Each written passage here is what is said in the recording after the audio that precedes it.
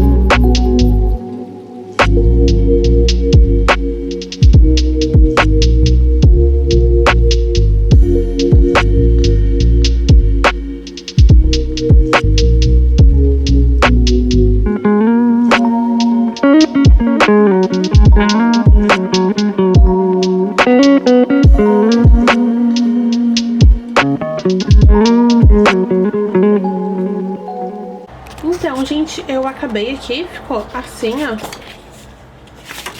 E depois agora eu vou explicar como é que eu faço resumos bonitos e que dão pra usar, né, práticos, fáceis, rápidos, faço bem rapidinho. E só falta eu quero imprimir uma imagem, essa daqui.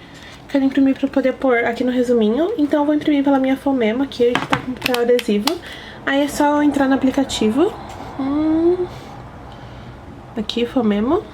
E eu conecto pelo Bluetooth minha impressorinha e eu imprimo a imagem, é bem facinho. Ó, ela só imprime em preto e branco, né, porque é uma impressorinha térmica, mas eu conecto. Ele tá conectando e eu imprimo. Ups, o papel emperrou porque eu botei errado. Fazia tempo que eu não usava essa impressorinha, então eu coloquei o papel errado, mas agora eu acho que vai. E ficou assim, ó, colei aqui. Ele fica bem pequenininho, ó.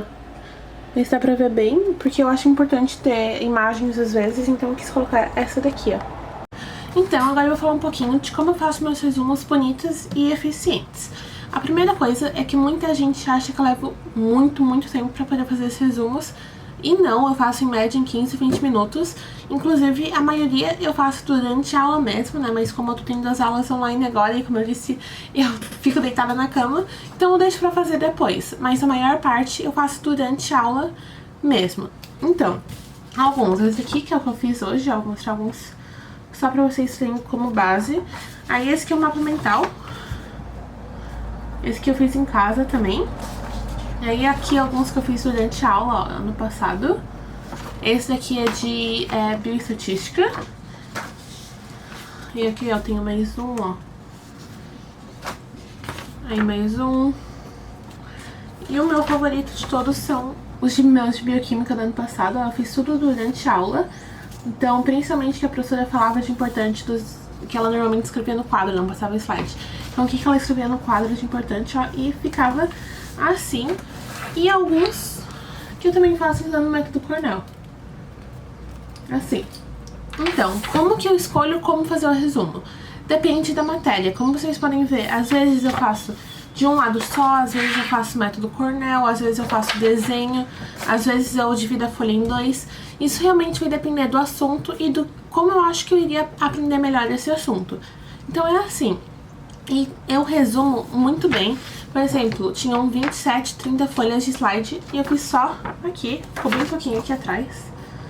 E essa aqui é a folha média do Caderno Inteligente, menor que uma folha 4.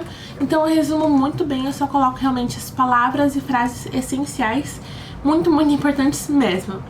E eu gosto de escolher uma cor base para poder fazer o resumo, uma, duas cores assim, porque, por exemplo, eu vou estar durante a prova, eu vou lembrar que eu escrevi o resumo de sangue na cor de vermelho, e eu vou lembrar o que está escrito por causa das cores que eu escrevi. Eu tenho uma memória muito visual, então me ajuda muito.